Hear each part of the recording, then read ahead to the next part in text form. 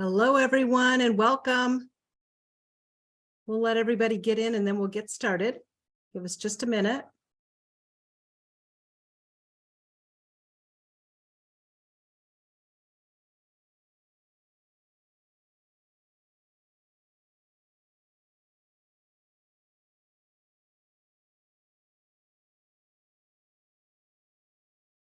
Thank you all for coming. We are so excited to see so many people attending today about learning about powerful presentations.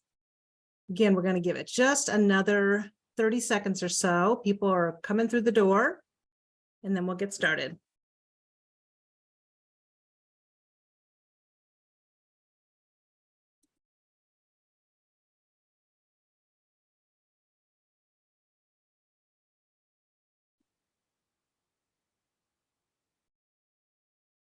Oh, Olga, you have fans in the chat. That's awesome. We love it. Okay, so welcome everybody to Powerful Presentations. Let's get ready for COABE 2023. We are so excited to be here with you today, and we are excited to be in Atlanta at the COABE conference coming up soon. So let's plan for powerful presentations to elevate adult education to a higher level. So I'm here with some awesome women that we're all going to put our session together for you today. So let's start out by introducing ourselves, and I'm going to turn it over to Olga first. Introduce yourself, please. Hi, good afternoon, everybody. And again, welcome. My name is Olga Escamilla, and I just want to share a little bit about myself. And I've been in adult education for about 25 plus years. I've served as an administrator for Professional Development Center here in Texas for about 10 years, where I coordinated regional and state professional development in adult education. I served as a COABE Region 4 representative from July 19th to June 2022. And I currently serve on the Texas State Organization Board as at-large representative. I am the president-elect of Texas NOS, which is a Texas National Organization for Student Success since October of 2022. And I'm the current chair of AALPD, or the Association of Adult Literacy Professional Developers. Then that's been since 2021. So we're going to share a little bit more about that at the end of our session. So I currently work as a professional development specialist at Texas A&M University, where we provide professional development to adult education programs throughout the state of Texas. So thank you for having me. Thank you, Olga. It's an honor to present with you today. And my name is Sarah Goldammer. I have just started my 23rd year in adult education, so I am excited to be here today serving. I get to serve on the board of AALPD, which Olga just mentioned, that she leads us in that charge.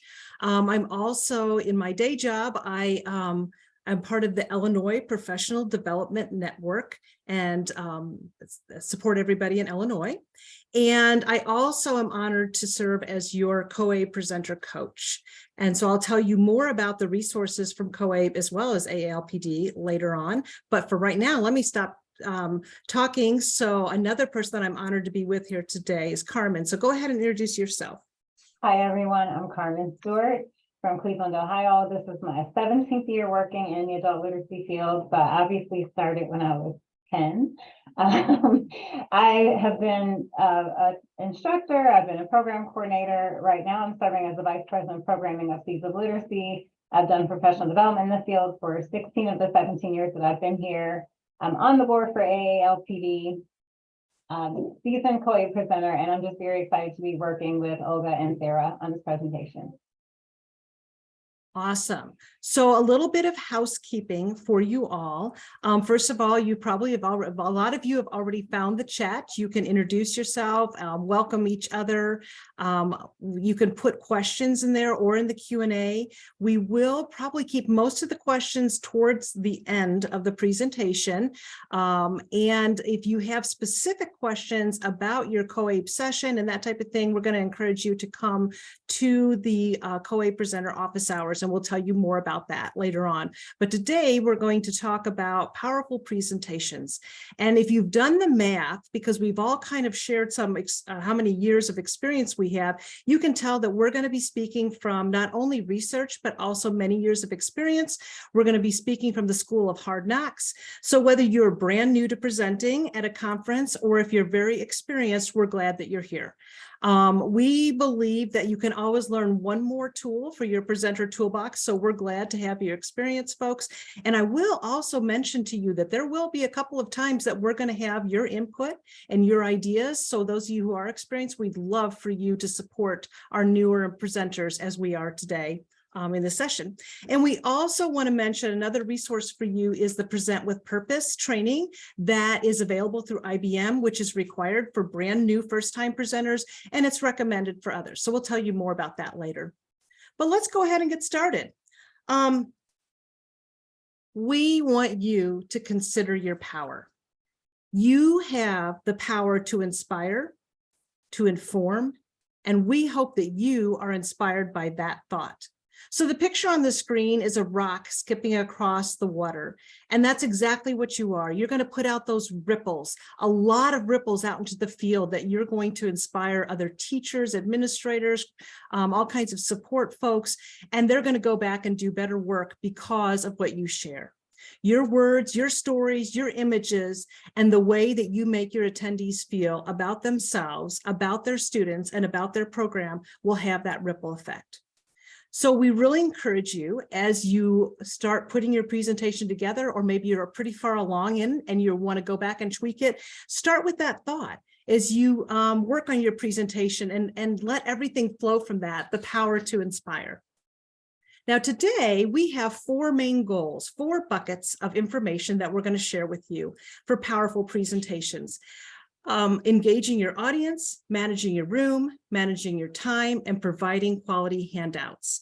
And so in order to get started today thinking about engagement, I want to just give a shout out to both Michelle Childs, who's here supporting us, and also Tara Schwab, who is one of my colleagues and friends who's supporting us in this presentation. And she's going to put, if she hasn't already, in the chat, the link to a Mentimeter. And so what we would like to ask you now is to think about which of those four, we hope that you're excited about all of them, but which one are you most interested in learning about? So you have three different ways that you can answer that question. You can choose whichever one works best for you. You can scan that QR code, and I'd be willing to bet that at least one of you already has, and that's cool. Go to Mentimeter and choose which one you're most interested in. Or you can click the link that Tara put in the chat and go there. Or if that is not what you want, how you want to interact today, then feel free to put it in the chat. We want to make sure that your voice is heard, though. And so let me take you right now to the voting. If you go to Mentimeter, this is what it looks like. It gives you those four choices. One of the things that we want to do today also is to model in that engagement how you can engage a virtual audience as well as an in-person audience. So for right now, we're all virtually. So I'll talk about this a little bit more about having, if you had in-person attendees also, how you might use this. But while people are voting, and look, you can see when I take you to the Mentimeter slide, we're starting to get people voting on what they want to hear about the most today. I'm sure people want to hear about everything. I want to tell everybody that this is a free account. Okay, so I want to make sure you know I didn't pay any money for this. I also want you to know that if you are presenting in a hybrid fashion where you have two audiences, an in-person and a virtual audience, you must have someone to support you. There's no way you can give the attention that you need to everyone if you only have one, if you're doing it all by yourself. So if you haven't already have a co-presenter or support person, reach out to me and let's figure that out, because we want to make sure that you have the support that you need in order to give that powerful presentation. Okay, so here we are. We've got a lot of people engaging the audience. We've got a big task then. And this is one way to engage an audience, is to ask them to what they're thinking. So we're going to go back now to our presentation and let me check the chat and see if there's anybody that put anything in the chat. Okay. I will mention, because there was somebody that had trouble, that is one of the things, this was powerful presentations. Sometimes things go wrong. So that's another reason why you want to have that support person to help you when things don't go smoothly so that you can move ahead. Okay. Another way that we're going to engage you today is that we have a couple of handouts for you. And Tara's going to put those in the chat also. There's two different ways you can interact with the handouts. She's going to put some PDFs in the chat, and you can print those out if that's what you like. She's also going to put some Google Doc links in that you can make a copy of the presentation notes. It's not the actual presentation, it's the notes, and we'll talk about why we're giving you that to you in just a minute as well. But those Google Docs are there if you want to take notes as you're moving along. I think you will see also the notes that we provided are pretty extensive. So our hope was if you wanted to sit and listen, that you would have that option. I want to stop talking about handouts now because Olga's going to talk about that a little bit. And one of the rules to being a good presenter is being a good team member. And that means that you know your lane and you stay in your lane. Although all of these 4 buckets definitely do overlap a bit. So number 1, engage your audience. One of the ways that we do that, and yeah, I am repeating this slide, is making sure that you post your goals. You let them know that you are going to share what you said that you were going to share. Engagement is by asking them to focus on what they want to learn, what will work for them. Engage their brains. Let them know that they'll be called upon to share their ideas, just as I already did. Allow them time to process the information and to also think about how they're going to integrate what you're sharing in their own work and interactions. That's one of the ways that we'll be engaging. Also, alignment. Okay, y'all, you know I can't see you right now, but I'm going to ask you to raise your hand anyway. You submitted a title and a description to COABE months ago. Do you remember what you proposed? If you remember, go ahead and raise your hand. If you feel good, okay, Carmen's good. She's ready. Olga's good. Thank you. And a bunch of you raise your hands. Awesome. Love that. Nice. Okay. So, but even though you remember, have you had an evolution of thought as you've been thinking about what you want to present in prayer? Okay, Carmen's had an evolution of thought, and it's okay to have that evolution of thought, but it's imperative that we stay true to your title and description. That's what's in the program. That's what people are going to read. And if you've ever attended a session and about 5 or 10 minutes into it, you're like, wait a minute, I need to go reread this description because I don't feel like I'm in the right session. I thought we were going to talk about this and it's something else. And then you know why this is really important. The title, the description, the content, and the activities all need to align. If you've ever been in a session and you've been wandering around thinking, oh my goodness, I thought I was going to come for this, and I feel like I'm in a maze and I don't know where I'm going. We don't want people to spend their cognitive energy on trying to figure out what's happening. We want to make sure that we're being a guide. We're going to guide them through our alignment because the title, description, and the content that we're sharing, and then the activities that we use all work together to share our message. We also want to make sure that we show your passion, energy, because your attendees will catch your enthusiasm. If you're not excited about what you're talking about, I can guarantee you they will not be excited either. But if you're excited about it, they're going to catch that fire. Share your personal stories, both successes and challenges, and people are going to remember the stories that you share long after that presentation is over because it's really going to resonate with them. So make sure you share that passion that you have. You're probably going to be using some PowerPoint slides. So you want to know about slide do's and don'ts. Now I have 5 on the screen here, and we're going to talk about each of these 5, and we probably could spend the rest of the day into the evening talking about slide do's and don'ts, but I chose a top 5, and well, I'm going to talk a little bit about how I came to that, and then also why I'm sticking to top 5. But I am going to tell you, if you're the type of folk that says, oh boy, I'd really like a little more information, again, we have that handout.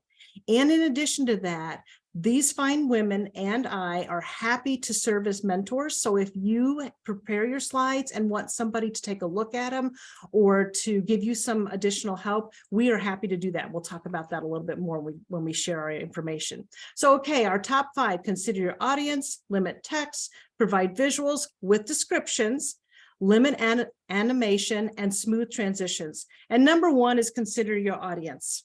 And I'm just going to let you know that I love quotes. I use a quote every day to inspire me. And this one's from Abraham Lincoln. And he says, when I get ready to talk to people, I spend 2/3 of the time thinking about what they want to hear and 1/3 thinking about what I want to hear. So that's why you want to consider your audience. We can't possibly share everything that everybody needs. So we want to think about the amount of background information that's needed. And if you have a lot of information, you might want to give a handout with some background information, but decide what are your top takeaways? What are your top 3 or 4 things that you want to share? And what are people going to be able to take back and use?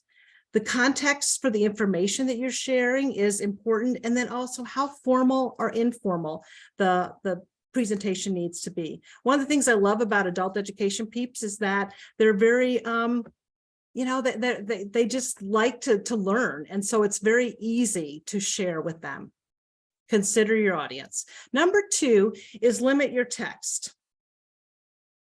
Okay.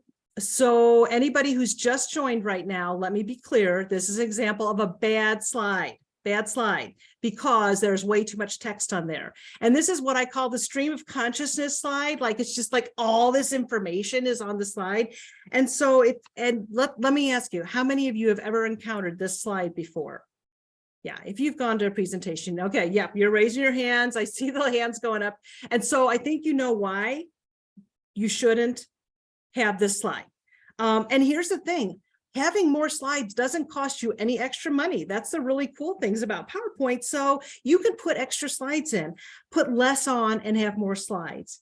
And you're probably wondering about a slide count. We'll talk about that in a little bit. We'll come back to it, but make sure you capture your top points and leave talking points to just that, that they're talking, that they're gonna, if you feel like the information is essential, put it on a note page for them.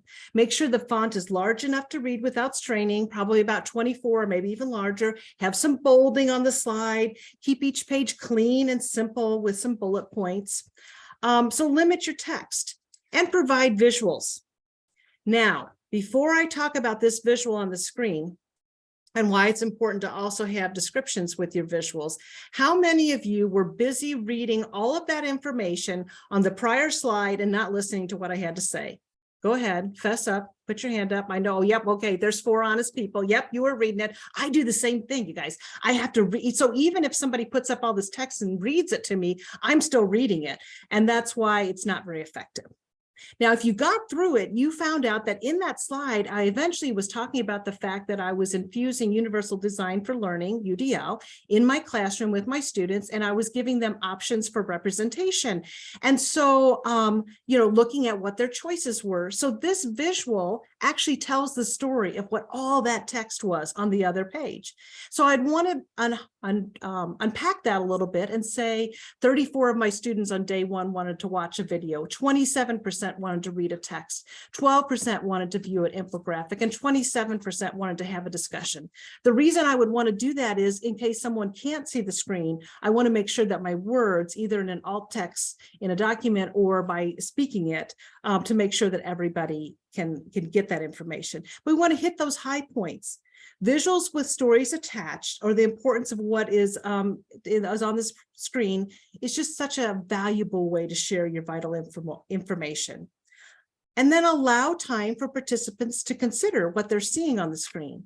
So let me give you one more example. Now I might say, okay, day 2, I gave them those same examples, and wow, now I went up to 51% wanted to watch a video. So I might want to spend a little bit of time thinking, that really surprised me that so many people went up the second day.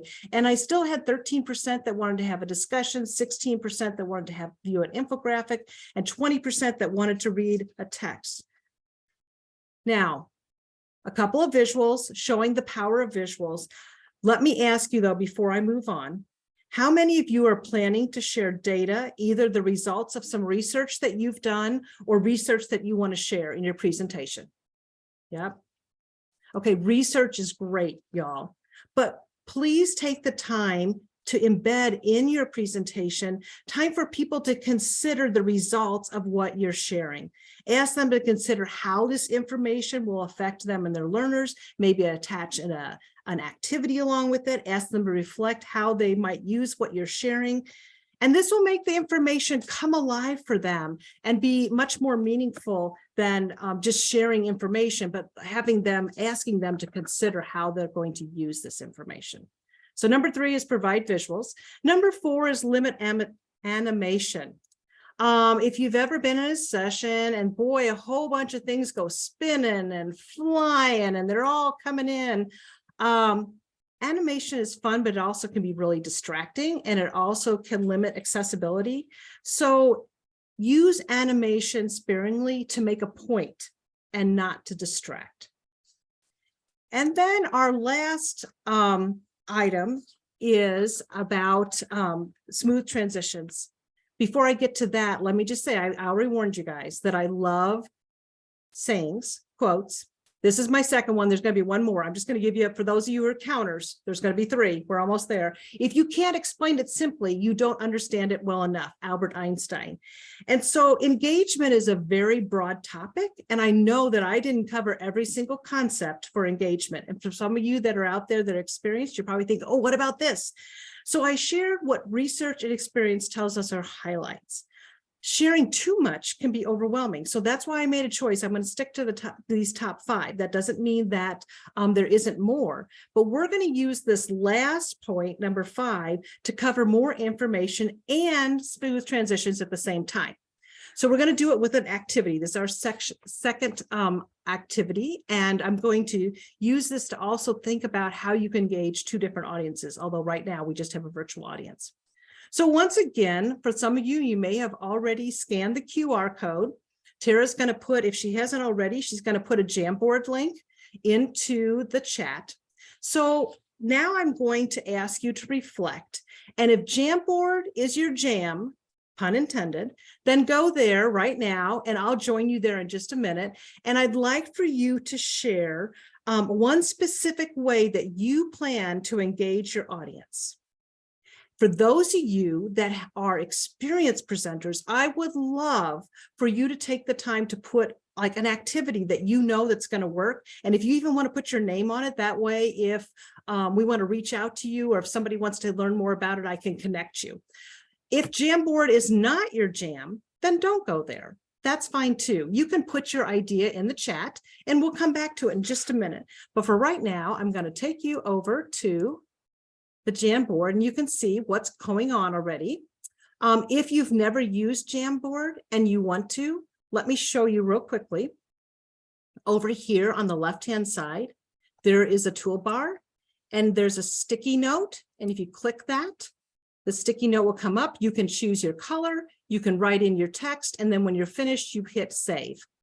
And then well, it looks like there's going to be a lot of polls. There's going to be a questionnaire, small group breakout rooms. Yeah, so I will tell you that small group breakout rooms might be difficult for this. So we'll talk more about that. That is a great interaction for a lot of trainings. But I know for a conference, it's a little harder when they're trying to record the sessions. Ask the audience what they've done that's worked well, sharing videos, engaging participants in discussion, connect information to existing knowledge via survey choice. So this is awesome. Thank you guys for everybody who is putting these ideas in. Also, here's the other good news. This, I know we only have a few minutes for now. This link is gonna stay live. So if you want to come back and add something later, oh, the old think, pair, share, love that. Share failures as well as successes. All of that is awesome. So you can come back and look at this at another time. Okay, so Padlet is another. Create a Padlet and an exit ticket is in. And what is the limit for Jamboard participants? I will tell you also another thing that we can do, y'all, is if you click right there at the top, you can have another page come up. So what, I'll go back and tidy this up later and move some of them over to another page. So if you come back and look at this, I don't know. Melinda, do you know what the limit is for Jamboard participants? I'm asking Melinda Holt, who is like the guru of all things Google. And so 50 at one time. Okay, thank you. Thanks, Melinda. So, all right. Sorry that you got kicked off. As some of you leave, then please others go back and add on to that. I appreciate it very much. Okay. Let's go back and make our transition.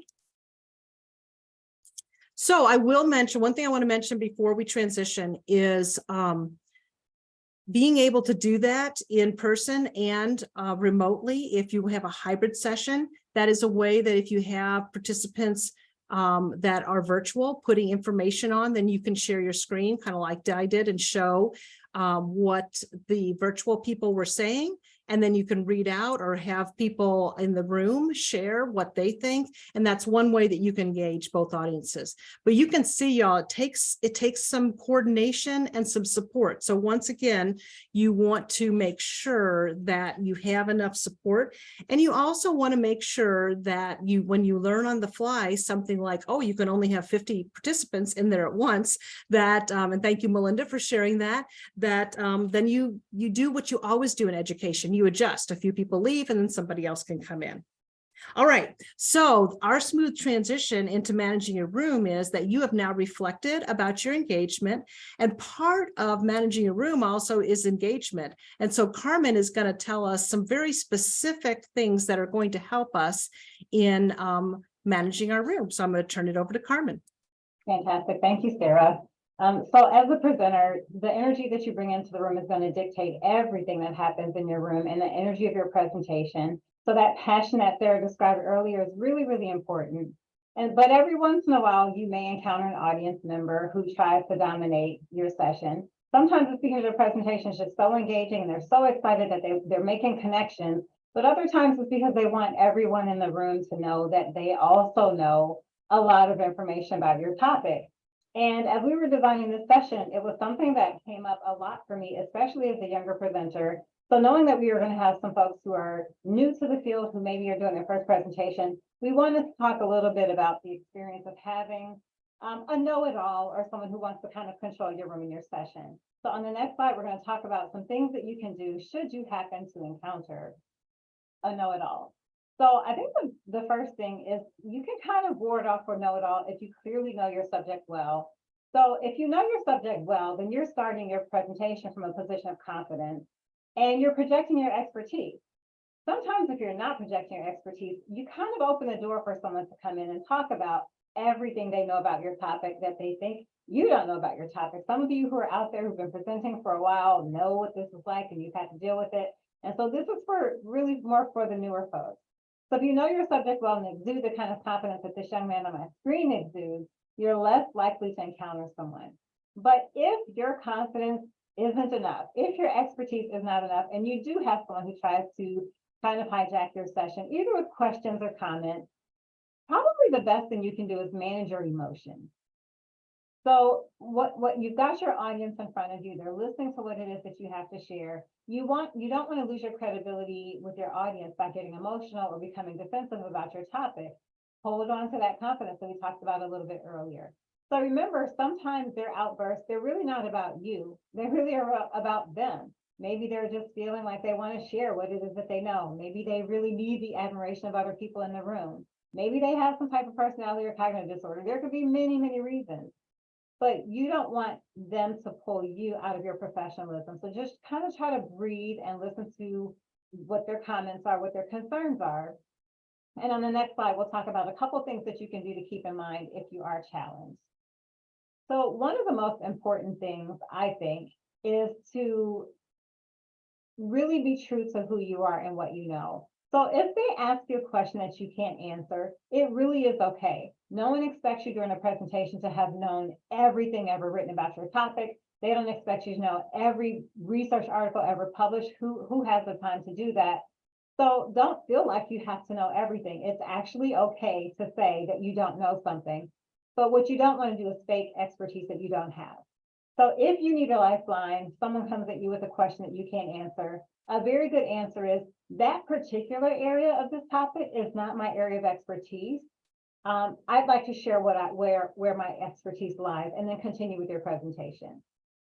Another thing that you can say is, you know what, that is a great question. I'm going to look into that. And if you'd like to exchange information later, I can follow up with you after the conference. But the main point is that you want to keep your goal in mind, and your goal is to get back to your presentation and to get back to sharing your ideas with this audience who came to see and hear from you. So don't argue. Don't try to convince them to see things your way. Actually, let it be known that it's okay to not agree on something, but don't let yourself be pulled off track. And on the next slide, I'll give you a couple of options of things that you can say if you want to keep your focus on your presentation. How do you get back to your presentation? The quickest, easiest, simplest is thank you so much for your comment, and then just go right back into your presentation, to your point. Another way that you can address that is to say, validate that person by saying there are many perspectives because our experiences are so different. This is my perspective on this topic, and then continue your presentation. Again, you don't want to turn a presentation into a debate like Melinda said in the chat. Now, this other one is on kind of a bubbly bubble. This is actually more my style that I've developed over the years of addressing someone is, I appreciate your perspective, but my presentation is about my experience. And then I go back to my slides or the next point that's on my slide. I don't allow myself to get derailed if someone wants to continue into a debate.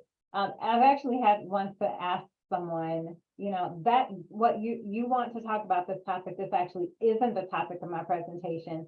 And these folks are here to hear me. And I would really like for them to be able to do that. And I don't want to have to ask you to leave, but if you continue to disrupt, I might have to do that. Okay, that was actually in a session where people paid to come hear what I had to present. So I wanted them to get their money's worth. Okay, so the other thing is, sometimes you may get someone who's kind of persistent. And the way to deal with someone who's really very persistent is on the next slide, is to talk about, you know, let them know that what's happening in the room isn't only impacting them. You have to acknowledge them, but reaffirm your experience, and also keep in mind that there are other people in the room and let them hear the impact of their disruption. So you might say, I only have 75 minutes for this presentation. I really plan to use 60 of them and then do 15 minutes for question and answer. I'd be happy to have a conversation with you afterwards if you'd like. But at this moment, you know, I have to limit comments and questions so that I can finish what I've prepared. And there's nothing wrong with helping people remember what it is that folks in the room are there for. And then if you're the kind of person who really doesn't feel comfortable with confrontation, if you know that having to speak to someone, you know, and assert yourself will make you anxious, this next slide is for you. We've asked all of the folks who are doing hybrid presentations, or COABE has asked everyone who's doing a hybrid presentation to have someone in the room with you to help you with your tech. So you might want to ask that person to be an ally for you. And if you're doing a presentation elsewhere, plant an ally, find someone in the room and ask them to help you if you get into a situation where there's an audience member who's being disruptive. And if you plant an ally, then they're free to say themselves from the perspective of an audience member, instead of you engaging, they can say, hey, I really appreciate your opinion, but I'd really like to hear the rest of his or her presentation. And then you pick right up and keep it moving. So managing your audience is a huge part of managing your time. If you allow someone to take too many breaks or ask too many questions, it can really get disruptive, and it makes it very, very hard it makes it uncomfortable. It changes the dynamic of the room, and you want to really keep that energy that you brought in persistent throughout the rest of your presentation. So these are just some tips that you can do to help manage your room, because you're managing your room is a huge part of managing your time, particularly if you have a lot of information you want to convey. So we're going to talk a little bit more about managing your time, and Sarah's going to lead that section of the presentation. Thank you, Carmen. So many good ideas, and thank you for giving us specific, words to use. I think that's really awesome, and that's very helpful. So in thinking about managing our time, I'm going to share, and this is the third and final one, proper prior planning prevents poor performance. This was first said to me in a professor decades ago in college said this, and it stuck with me all of these years. And I actually never looked it up until this presentation to see, but it's a military adage. And there's a 7th P that's on the screen, is proper prior planning and practice prevents poor performance. And I want to point out that it doesn't say that it makes sure that you have a perfect presentation, because there's no such thing as perfection. And I think that's part of what we also want to embrace in this is we're all doing our best. We are stepping up to the plate and sharing our expertise and our knowledge, and we're doing our best. So the amount of content that you use is a really important part of planning for time management. And I will mention again, whenever you're thinking about, well, what's the right amount of content? If you want some assistance with that, for your individual presentation, we are all happy to help you with that. Since this is the second time that you've listening to my voice, please indulge me. I am going to have some visuals of something fun and light this afternoon. It's some dog pictures. So appropriate content for your time slot. That sounds really abstract, but I know this is where you probably want a formula, and there really isn't one specific one that works for everyone. And thank you for saying it's never a bad time for dog pictures. I appreciate that.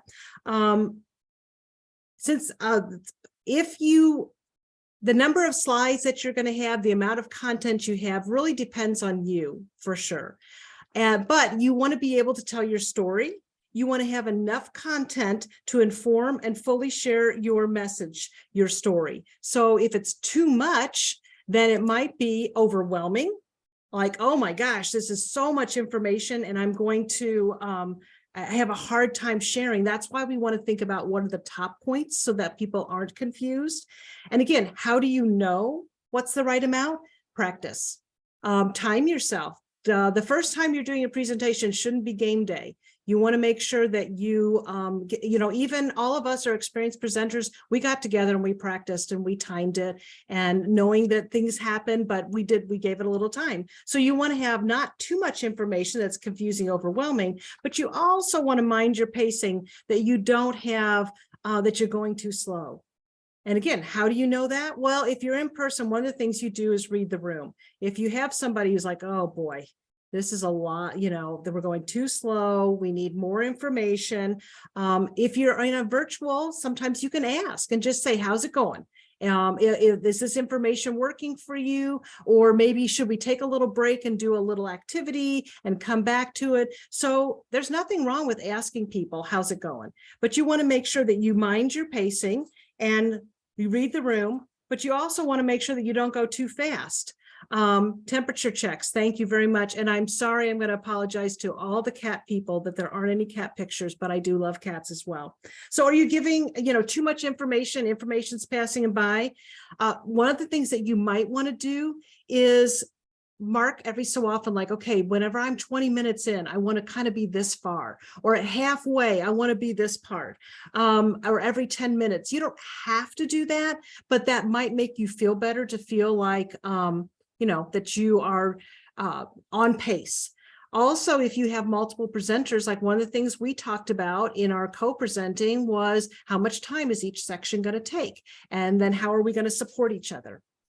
The other thing that helps is building in an escape. That always makes me sleep better at night. And what do I mean by building in an escape? It's a couple of different things. One is you could have an activity towards the end that if there were a lot of questions and answers, or a lot of conversation, or the activity took longer than you thought it would be, the activity in the beginning, then you can decide not to do that activity. It's at the end and you can just say, okay, I'm going to just keep going and take this one out. And also you can add in an activity, have one that if things went too fast, and it's like, oh my goodness, I still have 40 minutes and I thought this was going to be the end. What am I going to do? So yes, it's a plan B, plan C, plan D. This third one, y'all, I love this one. And this is, it's probably, I have personally used 100 times. And I'm not just saying that, I mean, literally 100 times. And so you can do this, and you can also tell teachers they can do this with their students. And that's one of the great things, is to ask participants at a point to reflect on what they've learned, or to think about what's something that they're going to commit to. Now, you can do that because either you've looked around the room and, oh my goodness, everybody's on their phone, or they seem, or maybe you got that dreaded right after lunch spot wherever people are kind of tired and you need to do something. So this is one you can throw in, or if you need to have extra time. So you just, in a room, you might have them turn to the person next to them and answer that question, like, okay, what's the thing that's resonated the most? Or what's a question that, you know, that you have about this, or, you know, however you want to frame that.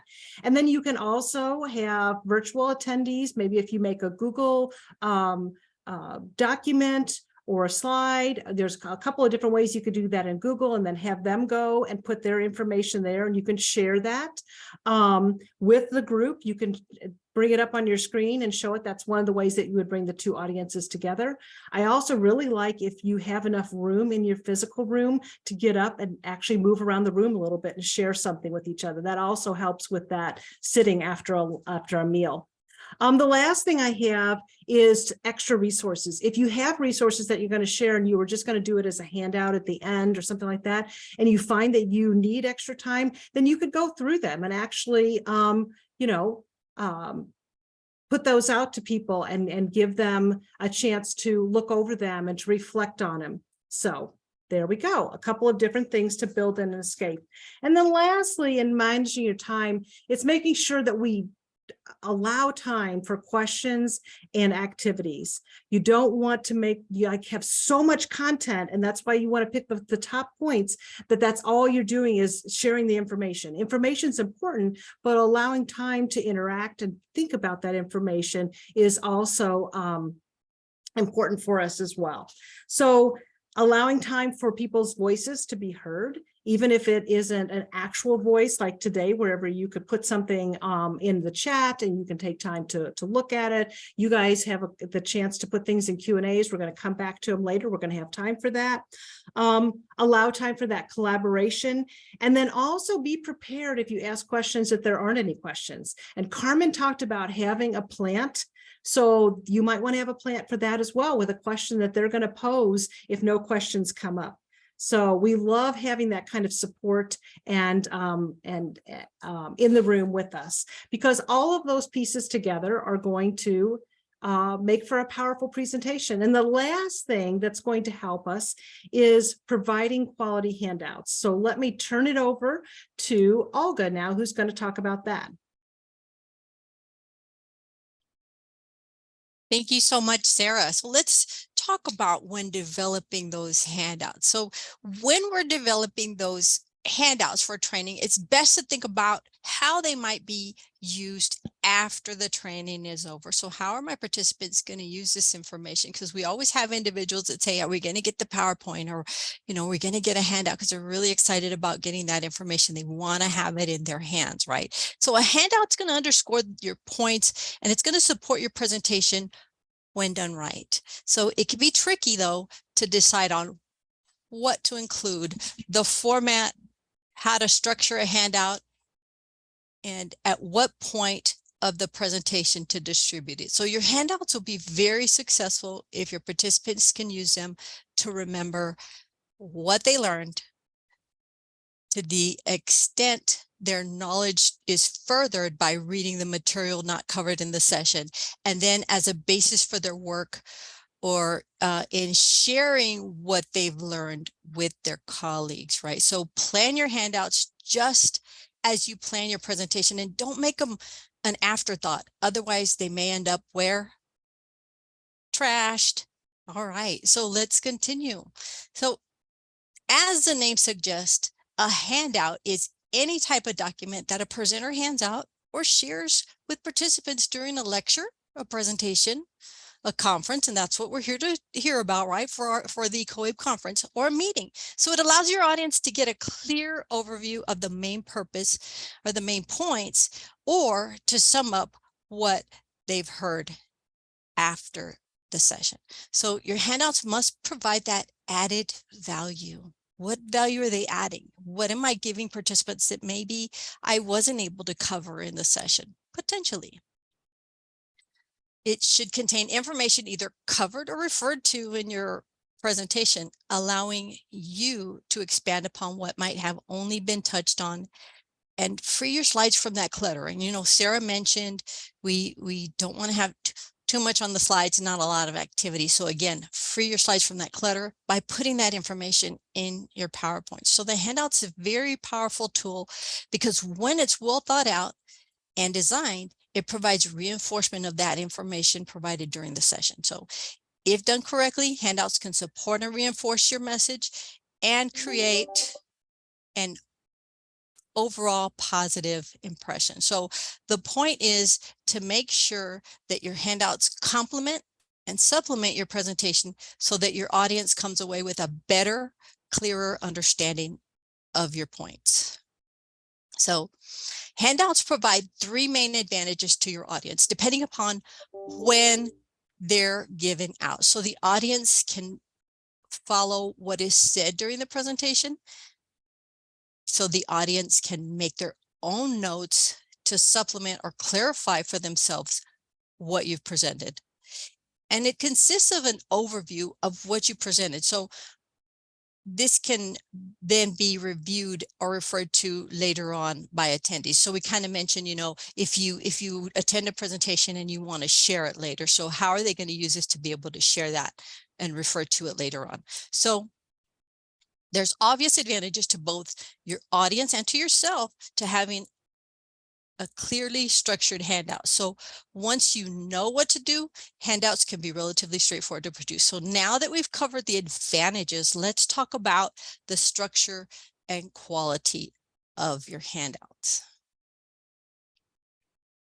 So handouts provide, I'm sorry, give me just one moment. So when we talk about that structure of handouts, the motto less is more applies very effectively. So when creating handouts, you could do without whole sentences and make sure to use those key points, maybe abbreviations, arrows, or symbols.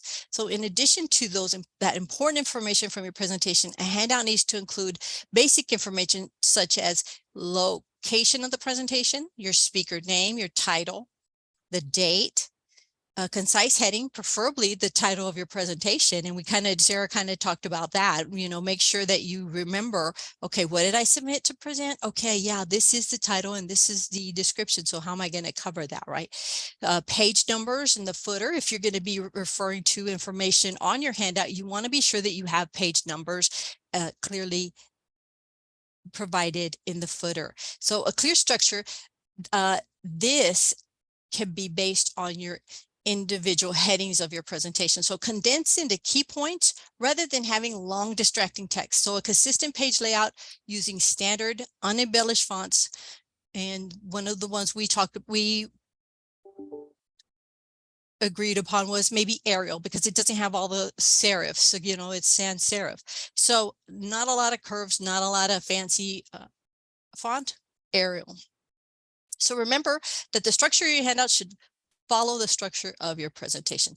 Limit your points to those which support the main idea and create an area for your audience to make their own notes. Either make a right margin wider or leave a few lines of space under each section so that individuals can take notes for themselves. Right. So as you focus on individual points of your handout, focus on your target audience. So how much background knowledge can you assume that they have on the topic of your presentation? So keeping your audience in mind, this helps you tailor the handout to their level. So avoiding those technical terms when they would distract from that point, or include technical terms when you know you're going to have an audience that's knowledgeable in that topic. So although the main thing about handouts is that you should be short and concise and shorten to the point. So they should still be understandable when read long after the presentation. Right. So when is the best time to distribute those handouts? So there's so let's see, there's no such thing as a perfect time. Majority of the time, I'm used to giving my handouts out at the beginning of a session. If I'm going to have a handout, you're going to have it in your hand. So to help you decide the timing of your particular presentation, I'm going to share some information that will help you understand how timing influences your audience. So if you provide the handout before, this would be something that's more of just, we talked about using those bulleted points, the headings, and intended for your participants to add their own notes. So it needs to be handed out at the beginning. So when you provide your audience in advance, you're going to expect for them to rifle through or leaf through, right, and kind of know what's coming. So you're going to plan for that, because they sometimes, as Carmen mentioned, you have those individuals that know it all. So just keep that in mind, correct? So if you hand out information during, that means that you'll distribute your handout at the point when it's useful as support, either in terms of visual illustrations or as a means to emphasize your argument. So many times participants find it easier to follow by reading along with a handout. So it just depends, right?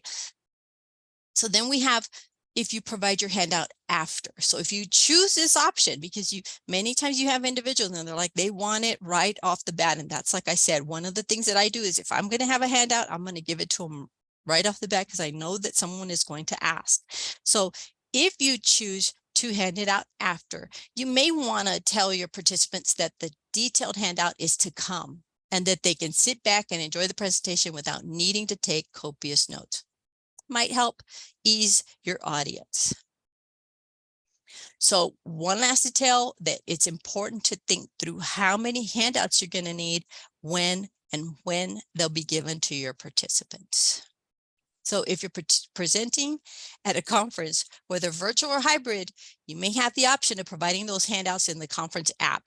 And that's a great way to disseminate the information to all. So if you have that opportunity to provide your handouts in the app, those individuals that have enough interest in your presentation are going to go to that app and they're going to download your presentation. Okay. So it's important to provide a resource and citation page related to your presentation as applicable. So bibliography, this provides participants with a list of useful publications and background or more detailed information on the topic covered in your training. You also can provide a webliography, and that's a list of URLs or websites which are relevant to the subject of your training. So although it's possible to produce a hard copy of a webliography, it can be more useful to provide the document electronically so that those links are going to be active. So it's also important that you check your webliography if you're going to provide that kind of information on a regular basis to ensure that you're handing out accurate information and not resources with broken links. How many of you have received resources with broken links? Yes, I have. So just be sure to check that. All right, so I'm going to leave you with some do's and don'ts and some final thoughts on handouts. So do use plenty of white space so that your message appears clearly, and don't clutter up your handouts with a wall of fine print. Use large boldface type that is easy to read. Again, we recommend Arial, but that is just our recommendation, and you can use what works for you. So use bullets instead of long narrative sentences. So we've talked about that. Bullet points, straight to the point, short and concise. Use illustrations, photos and graphs and charts whenever they support your message. So make sure that they're accessible for screen readers when providing them electronically. And then use color, because it increases the willingness to read. But on another note, on the don'ts, I'm going to mention a little bit about that. Use illustrations, photos and graphs, and using color. Don't go overboard with too many colors or elaborate graphics, because these can be distracting. And then don't use photocopies that are faded or smudged or distorted, because people won't want to make the effort to read them.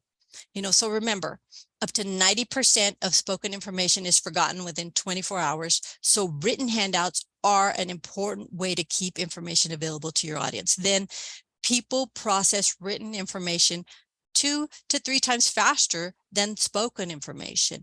And then Handouts are going to help your audience understand the message more quickly. And the quality of your handouts send a message to your audience about the credibility and your professionalism. So before we share some important information, we're going to provide you with resources for our presenters. Thank you for being here. And then a little bit of information that we want to share with you on AALPD. So what resonated with you? So share in the chat, I believe, what resonated with you and what questions can we answer for you. So this is your time. I know I've been seeing a lot of activity in the chat, but if you would, what resonated with you and what questions can we answer for you?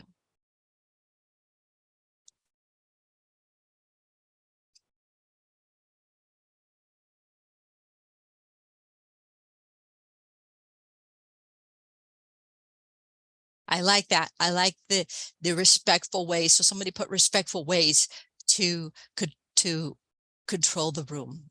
Really great recommendations. I always struggle with that. I love ways to recover from unexpected events like running out of material. Oh, that is a good one. So plan ahead and determine how many handouts we will need. And that might be a question for Friday, correct, Sarah? Yes. So, and there's some questions about like room size and setup and that type of thing. And it may be too early for all of those questions to be answered. That is probably more of a Michelle question, and she's not prepared to answer that today. Please come to the presenter office hours, or you can email in the future as that session, all the sessions become more finalized. I will tell you, it's helpful to come with a couple of plans, because even if you think that you're going to have one thing, who knows what's going to happen. So it's always good to be flexible. And I saw somebody even put that in the chat, that was some good advice that they had gotten early on.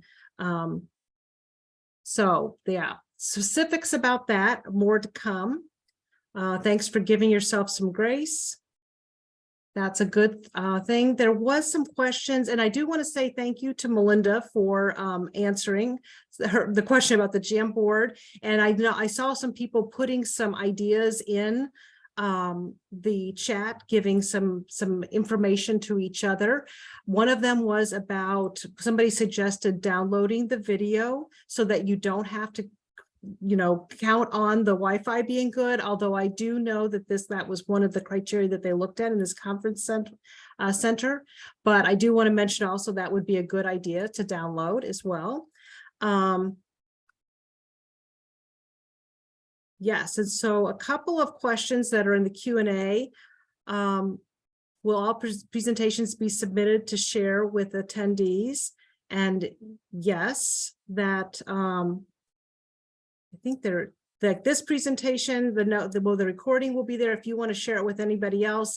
And then all the sessions at COABE will be also recorded and available, all of them that are going to be on the app that are not in person only. And if any of you want to take, Olga or Carmen, if you want to take any of these, do you want to answer any of them? I don't want to. Definitely. There's a question about images. And I just respectfully share, first of all, I try to use only open source images. I really don't like to use images that belong to someone that someone is expecting to be paid for and not giving them that pay.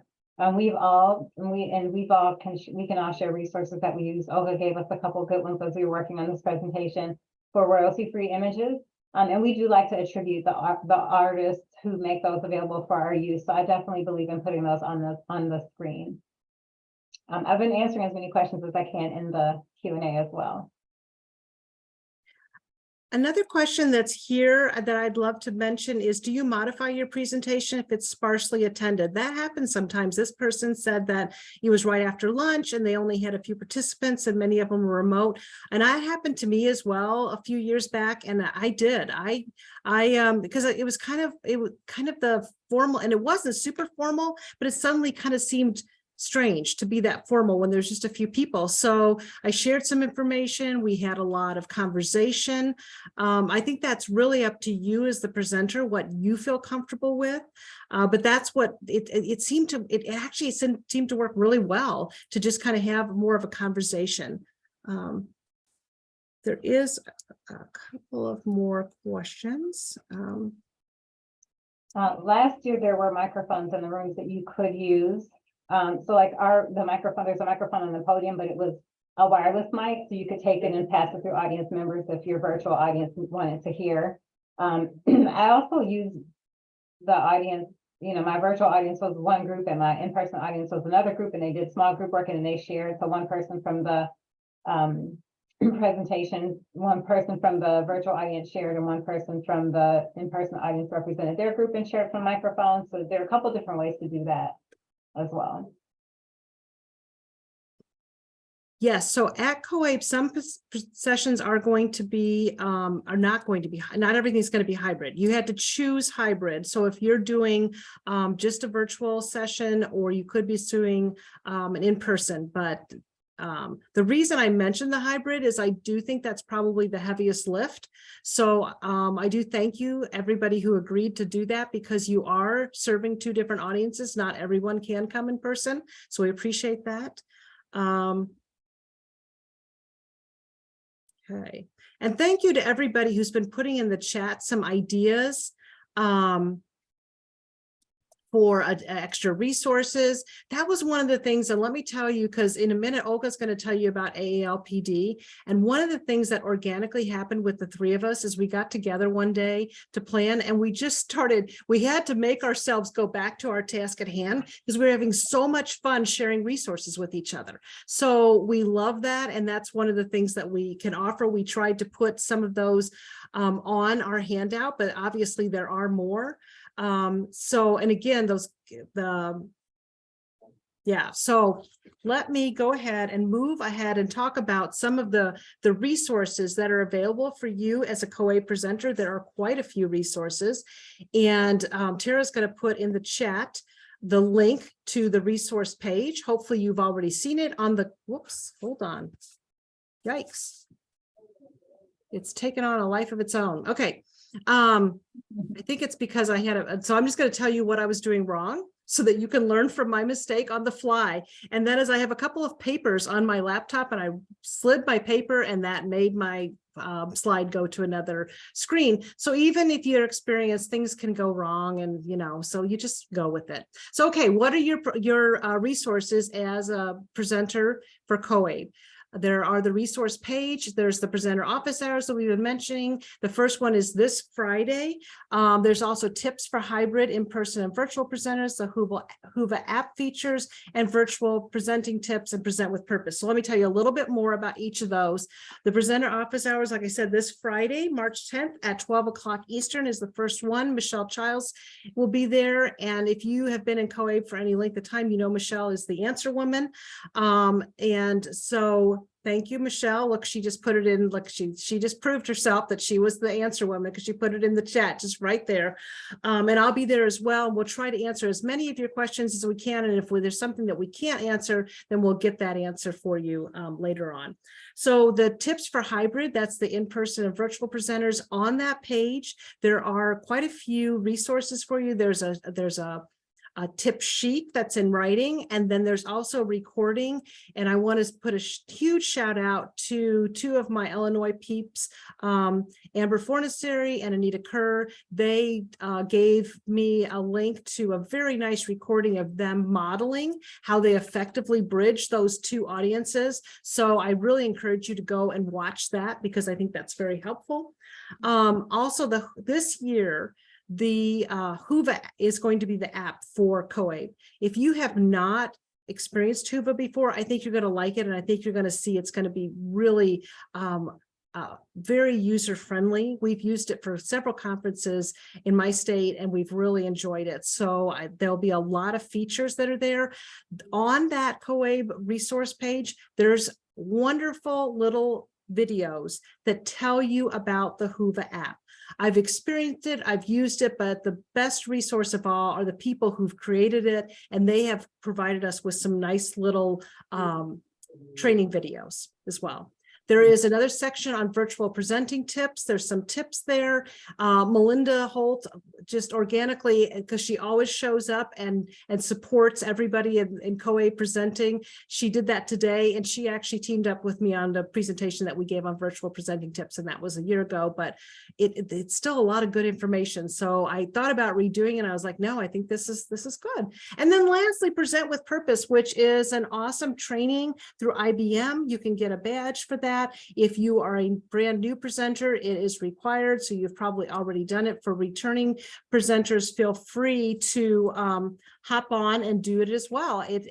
No matter how much you've presented, that you can always learn something new. And I know that I did when I went through it. I went through it twice, and both times I got through something new.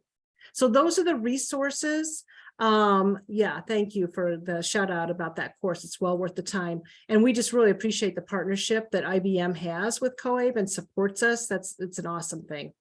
So that is telling you about COABE presenter resources. There's also some resources through the AALPD. So I'm going to turn that back over to Olga and let her tell us more about that organization.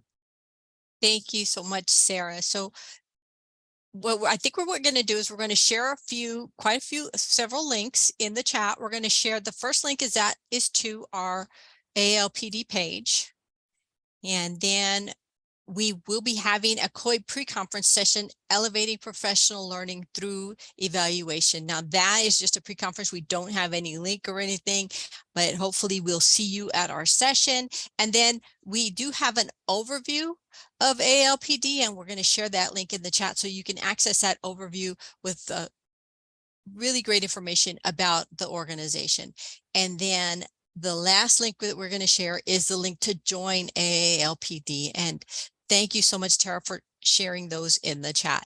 So let's talk a little bit about AALPD. You might be saying, well, what is AALPD? We keep saying that, right? So AALPD is the Association of Adult Literacy Professional Developers. So the purpose of AALPD is to build a network of professional developers to share information and communicate those fresh ideas and promising practices, and to provide that professional development for professional developers based on their needs and interests. And then the last point, or the third purpose, is to contribute to the voice of the field to shaping policy and initiative. So AALPD uses evidence-based professional development and conference presentations to create a network of individuals interested in professional development and adult literacy. So, you know, one of the things I mentioned is I've been in adult ed for many years, but the last half has been in professional development. So I think this is a really great opportunity for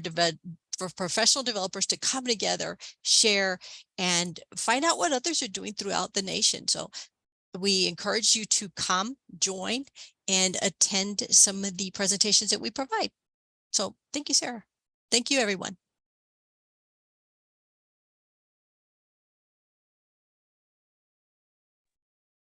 Carmen, you want to take us home? Sure.